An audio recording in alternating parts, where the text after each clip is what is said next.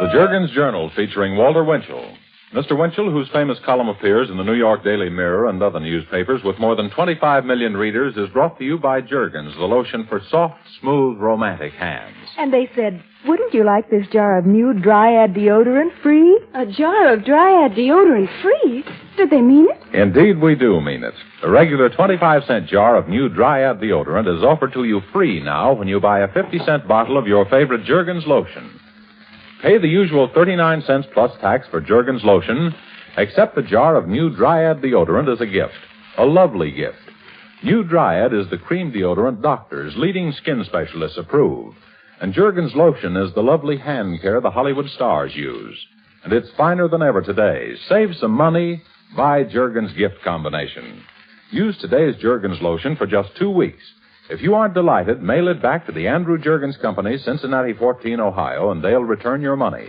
You keep the jar of creamy new Dryad deodorant as your free gift. And now, ladies and gentlemen, Walter Winchell. Attention, Mr. and Mrs. United States. A Russian delegation lost its fight to have the United Nations pass a resolution to jail all warmongers. Instead, the United Nations agreed to denounce and condemn warmongering. What is a warmonger? Was Paul Revere a warmonger? History doesn't call him that. Although if Paul hadn't made his ride that night in 1775, there certainly wouldn't have been any fighting. There wouldn't have been any United States either. The rest of this, ladies and gentlemen, is respectfully directed to Mr. Trigby Lee and the others at the United Nations, who nearly every Monday morning request copies of my remarks of the night before. It is very important to me that they listen carefully, because I may be denounced and condemned by the United Nations for what I will now say.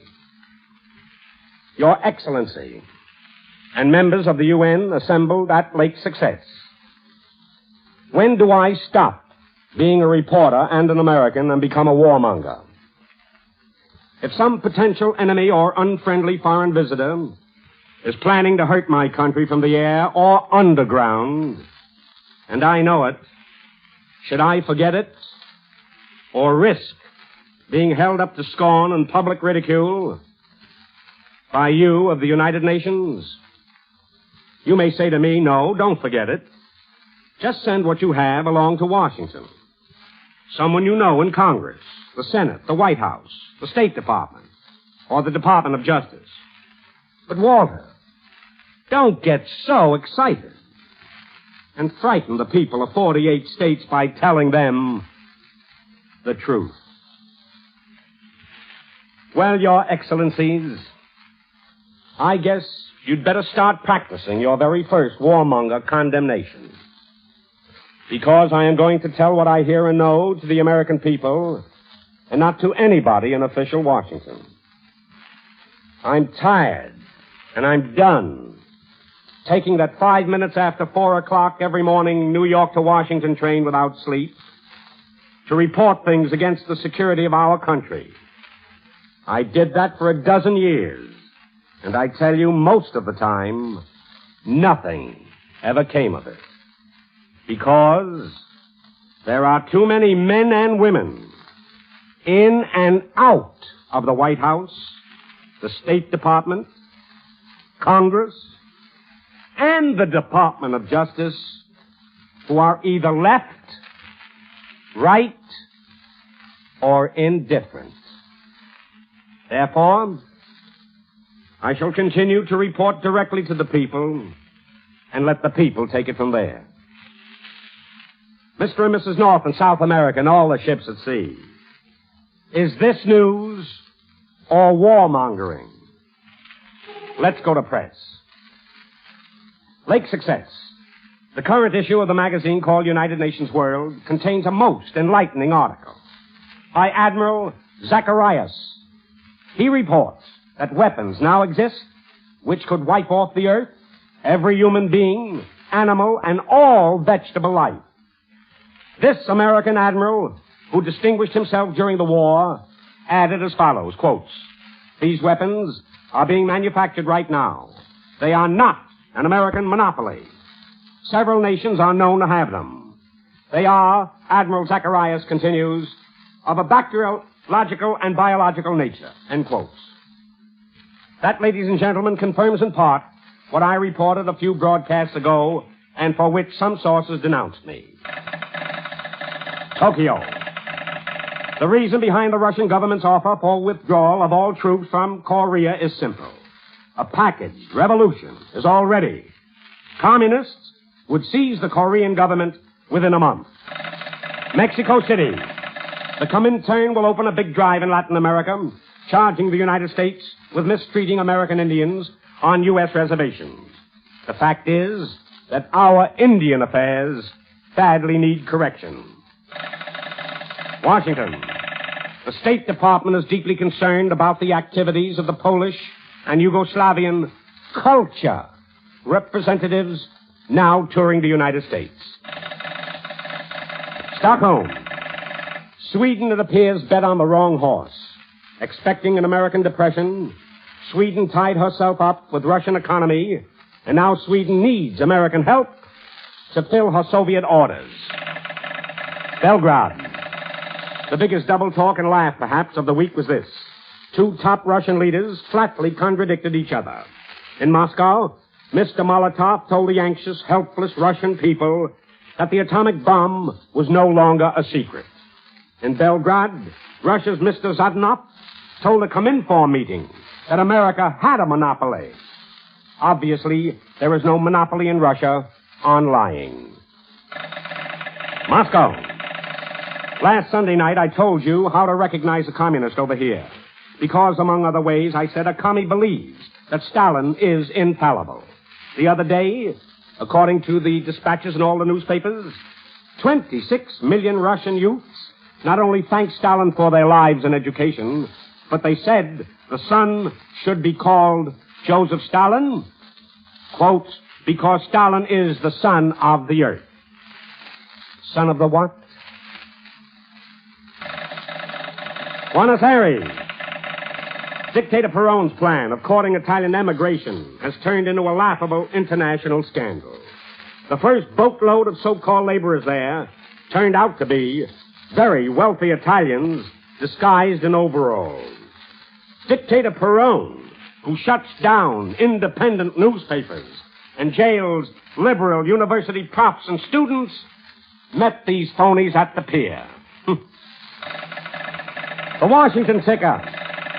The State Department has turned down the request of a dozen Harvard students to visit Yugoslavia. These students are boiling as no reason was given. I assume they wanted to see for themselves what the newspapers have stated about Tito and his alleged no-commie alliance. The Navy Department. When Admiral Nimitz retires, his successor as Chief of Naval Operations will be Admiral D.C. Ramsey. He's an airman, too. Washington. The Civil Rights Committee. Members are privately applauding John Edgar Hoover, the G-Man, for a magnificent job of protecting civil rights. Why privately? The White House. The Inner Circle and Congress will clash on the administration of the Marshall Plan. The White Houses want a government agency. The Republican leaders want a corporation. There will be voted, I am told, interim aid for Europe. Mr. Winthrop Aldrich, the chairman of Chase National Bank, is a very big factor behind the scenes. Washington. The administration will demand universal military training in the January session. Arlington.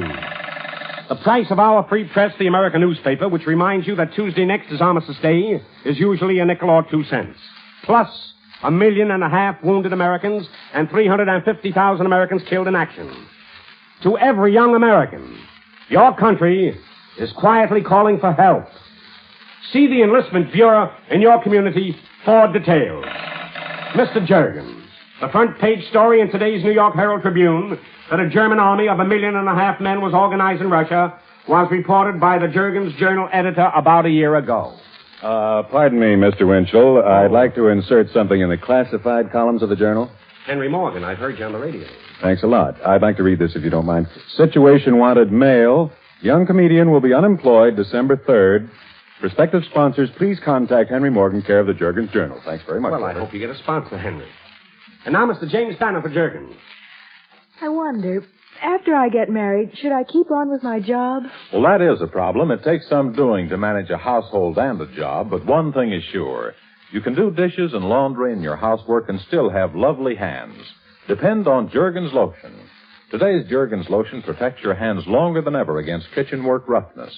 And thanks to recent skincare research, today's Jergens lotion makes your hands feel softer and look smoother than ever. Then I guess lots of married girls use Jergens lotion. They certainly do. Young marrieds use Jergens lotion nearly 4-to-1 over any other hand care in the world. I know. My married sister always uses Jergens.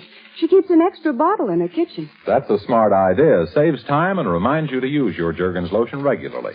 That's the secret of nice, soft hands. Regular use of today's Jergens lotion. Still 10 cents to $1 plus tax.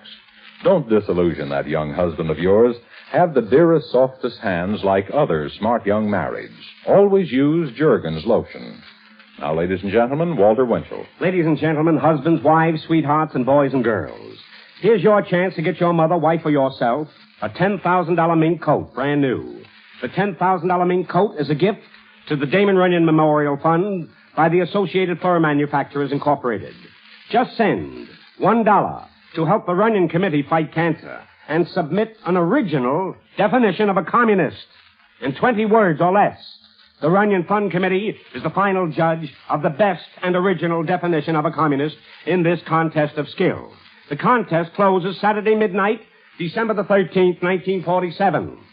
And the person submitting the best definition of a communist will be announced by Santa Claus on my broadcast of Sunday night, December 21st, 1947. Just in time to give your mother, wife, sweetheart, or yourself a Merry Christmas.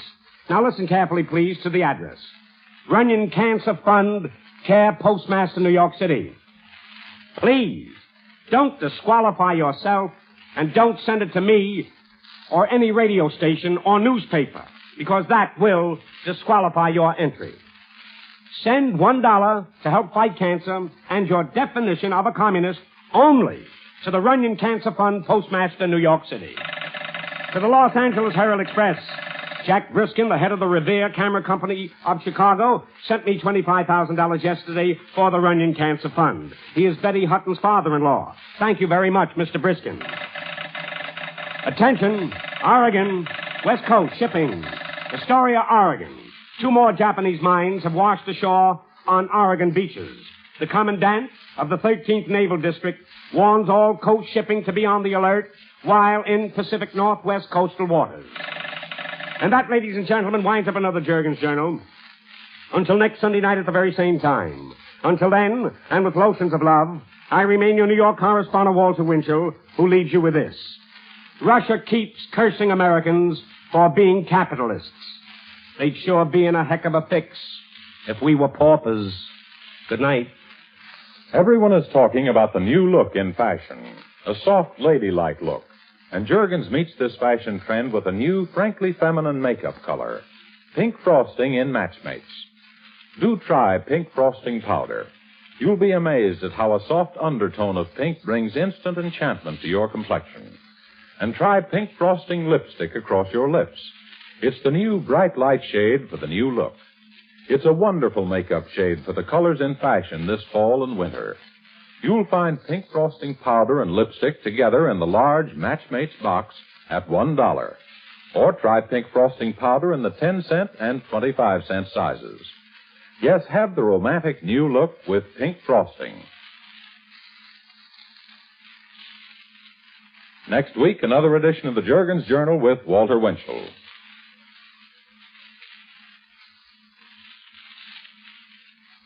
And now be sure to remain tuned for Luella Parsons' 15-minute program featuring his guest Joan Crawford, which follows immediately. This is Jim Bannon speaking.